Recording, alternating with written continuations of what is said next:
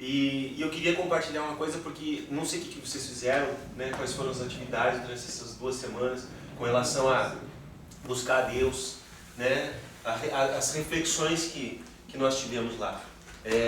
Eu posso dizer por mim, né, pela Michelle, a gente tem buscado mais santificação, buscado mais a busca do Espírito Santo, das revelações que Deus tem para nós. Porque a gente crê que Deus tem, assim, Ele é infinito em sabedoria, Ele é infinito em poder, né, Ele é infinito em orientação. E a gente, às vezes, né, a gente é que limita um pouco essa atuação do Espírito Santo na vida da gente. Então, eu fiquei refletindo nessa tarde bastante, para a gente poder ter um momento assim rápido. Não quero tomar muito tempo, porque já está tarde, mas a gente não podia deixar de ter, né? A gente teve um banquete aqui maravilhoso, mas a gente pode ter um banquete da palavra também, né? Jesus dizia que, né, a comida, né, dele era fazer a vontade do Pai. E para isso ele tinha que estar comendo, né? Ele era a própria palavra. E aí eu separei um texto aqui, que está em 2 Timóteo, capítulo 1, versículo 6. Ele diz assim: por esta razão eu te lembro que despertes o dom de Deus, que há em ti pela imposição das minhas mãos. Porque Deus não nos deu espírito de covardia, mas de poder, de amor e de moderação. Aí eu fiquei pensando, né? Paulo chega e fala isso para Timóteo, dizendo: ei, Timóteo, desperta, né? Tem uma outra tradução que ele fala, reaviva o dom que é em ti. Então, o que a gente percebe, quando você desperta de alguma coisa, é porque você está fazendo o quê? Dormindo. Né? Então, quando você está reaviva, é porque está meio morto. Né? E às vezes a gente também é assim. Ele estava falando assim: escuta, Timóteo, você já percebeu o potencial que você tem? Eu sei o potencial que você tem, Timóteo. Fui eu que pus as mãos sobre você. Eu sei que você tem poder. Poder do Espírito Santo, poder no nome de Jesus. Só que o que está acontecendo, Timóteo? Desperta aí, meu. Reaviva aí o dom que você tem. Por quê? Porque Deus não deu espírito de covardia para você, mas Deus deu espírito de poder. A primeira palavra que ele fala é poder. A segunda que ele fala é amor. E a terceira que ele fala o que é? Moderação. Gente, isso me levou a um outro texto, a um homem que teve poder, amor e moderação. Que foi quem? Abraão, nosso pai da fé. Quando Deus fala lá em Gênesis 1, Gênesis 12, no versículo 1, ali começa a história de Abraão. Deus fala o que para Abraão? Ele fala assim: sai da tua terra, que mais? Da tua parentela e da casa do teu pai, para a terra que eu te mostrarei. Eu farei de ti uma grande nação, abençoar-te-ei, engrandecerei o teu nome, e tu serás uma bênção. Abençoarei os que te abençoarem, amaldiçoarei aquele que te amaldiçoar. Em ti serão benditas todas as famílias da terra. Queridos, esse contexto é tão legal, porque se você olhar um pouquinho para o 11, Gênesis 11, no finalzinho ele fala a genealogia, da onde vinha Abraão. Aí ele fala assim, quando chega lá no pai de Abraão, que era Tera, é interessante. Deus fala assim: sai da tua terra, do meio da tua parentela. Tera teve 3 filhos: Abraão, Naor e Harã. Só que o que acontece? Um deles morre. O Harã morre e deixa um filho órfão. Sabe quem era esse filho? Ló. Né? Então, o que acontece? Abraão chega e meio que adota o Ló. E aí a gente sabe, né, das histórias de Ló junto com Abraão. E é interessante que, quando ele morre, né, ele estava na terra, o Tera, ele chega e estava na terra de Ur e fala assim: vamos sair daqui. Vamos sair daqui e nós vamos para Harã. Só que uma coisa que me chamou a atenção: o Tera, pai de Abraão, ele deixa o Naor. Mas ele leva Abraão. Ele leva Abraão, ele leva Sarai, ele leva o Ló. Sabe, tipo assim, aquele pai falou assim, eu vou trocar de cidade, mas eu não posso sozinho. Eu vou levar o meu mimoso. Eu vou levar Abraão e vou levar todo mundo com ele. E ali, engraçado porque, sabe com quantos anos o Tera teve um filho? Teve Abraão, Naor e Harã? A partir dos 70. Novinho. Novinho de tudo, 70 anos. Aí o que acontece? Ele fala, agora, Abraão, nós vamos para Harã. E ali eles ficam. E quando a gente lê lá no capítulo em Gênesis 12, ele estava com... Quando Deus fala assim, sai da tua terra, do meio da tua parentela, sabe quantos anos tinha Abraão? 75. Você sabe aquele pessoal que tem o problema do síndrome do ninho vazio? Você já daqui a pouco passa por isso, né? Quase. 5 anos. Mais uns 5? Olha, você tá pra... Você já imaginou? Ele ficou só 75 anos com o pai dele. O Tera... Aí você fala assim, mas o cara teve aquele problema da síndrome do ninho vazio, nada. Ele viveu até 200, ele tinha 145 anos, quando o Abraão chegou e falou assim, pai, o negócio é o seguinte, as coisas mudaram, uma pessoa que tem mais poder que você, tem mais autoridade que você, falou comigo e falou para eu sair daqui. Ele estava com 145 anos. Gente, será que é fácil a gente deixar a segurança, o conforto, a proteção da nossa família?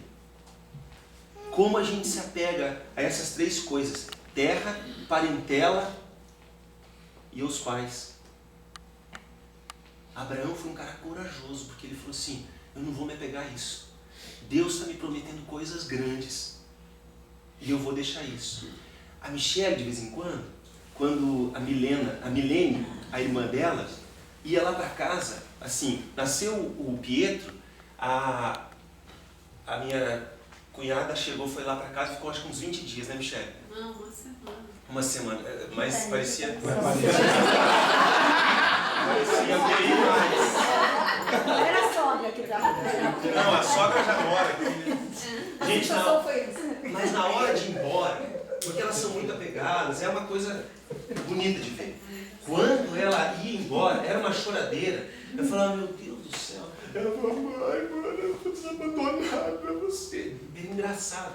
Mas a gente sentia, e não era assim, isso durou anos. Agora está mais tranquilo. Mas era uma choradeira no aeroporto, na rodoviária. Queridos, vocês já imaginaram a coragem que esse cara teve? Ele falou assim, o que vocês acham que ele abriu mão? Proteção, segurança. Ele não titubeou. Se você olhar, logo depois Abraão não titubeia e ele obedece à ordem de Deus. Ele não se apega na terra, ele não se apega na parentela, ele não se apega na casa dos pais. Quer dizer, ele fala assim, beleza, eu vou viver o que o Senhor tem para mim. Deus não nos deu espírito de covardia, mas de poder, amor e de moderação. Deus tem chamado os filhos dele para serem corajosos nele, porque ele tem todas as bênçãos. Ele falou assim, você só tem que fazer uma coisa, sai da tua terra. Sai. Se você me obedecer, o resto eu faço. Pô, quem é que não quer isso? Você já imaginou? Se alguém chegasse com... se um gerente de um banco, de um grande banco, chegar com um contrato para você te dizendo assim, escuta, te dou garantia de um investimento de 200%. O que você faz? Paga tudo. Gente, assim não namora. Quem é a garantia? O Santander, o SBC não. O SBC não dá porque dá, né? Mas, estou falando do banco, hein? Petrobras. O que você faz? Agora, se Deus faz isso? E se Deus faz isso? Atos dos Apóstolos, 1 capítulo 8, ele fala assim, mas recebereis poder. Olha o poder de novo. Ao descer sobre vós o Espírito Santo, recebereis testemunhas, tanto em Jerusalém, como em toda a Judéia, Samaria, até os confins da terra. Gente, Deus não gosta quando a gente fica parado na mesmice e na mediocridade. Mediocridade é o que, né? A média. Deus não tem média pra gente. Deus tem algo maior. Sempre. Por quê? Porque isso não converge para a vontade da expansão do reino de Deus. Por que Abraão, Deus deu uma promessa para ele? Qual foi a promessa? Em ti serão benditas todas as famílias da terra. Você será uma grande nação. Foi isso que ele tinha. Mas será que era só para ele? Será que isso estava limitado? Quando a gente fala assim, quem é o nosso? É o pai Abraão, tem muitos filhos, ele tem. Eu sou deles, você também. Gente, o que estava, as promessas de Abraão são para nós. Isso está descrito. Isso está descrito lá em Romanos. As promessas de Abraão são para as nossas vidas. Amém? Amém. E isso não é falado com palavras de persuasão humana. Paulo escreve isso. Ora, nós não temos recebido o Espírito do mundo, mas o Espírito que provém de Deus, a fim de que compreendamos as coisas que nos foram dadas gratuitamente por Deus, as quais também falamos, não com palavras ensinadas pela sabedoria humana, mas com palavras ensinadas pelo Espírito Santo, comparando coisas espirituais com espirituais. Se a gente começar a viver esse mundo aqui, no natural, a gente vai perder, sempre vai perder. Vai perder no casamento, vai perder nos negócios, vai perder nos relacionamentos, vai perder nos sentimentos. A Bíblia, a palavra diz assim, ó, que nós devemos ser espirituais. E aí ele fala aqui, para que nós discernamos as coisas espirituais como espirituais realmente. Quando Deus fala para Abraão que ele será ele fala assim, ó, lá em Gênesis 13, 2, ele fala assim, olha, eu sou teu escudo, eu sou teu galardão. Galardão é recompensa. Sabe que Abraão não dá muita bola? Se você olhar lá, 13, ele fala assim, eu sou teu escudo e teu galardão. Ele fala assim, respondeu Abraão, Senhor, Deus, que me haverás de dar, se eu continuo sem filhos e herdeiro da minha casa, é o Damasceno Eliezer. Deus fala assim, ó, escuta Abraão, eu sou teu escudo, eu sou teu galardão. Gente, pelas experiências que ele tinha tido, você já pensou? Ele falou assim, claro que o Senhor é meu escudo. Ele já tinha experiência. Então ele falou assim, eu sei que tu és meu escudo. Eu sei que o Senhor me recompensa. Ele já tinha, vamos pensar nos dias de hoje. Sabe que Abraão já tinha dado um rolezinho nos melhores lugares. Ele estava assim, ele estava comendo do bom e do melhor. Igual a gente fez hoje. Sinceramente, o bacalhau que nós comemos hoje, né, é coisa de Deus, né? Esse, né? Porque o outro não era. Mas você estava... Era do chifrudo. Aquele lá não. Agora como Deus é bom? O outro é do mal. Ele estava comendo do bom e do melhor.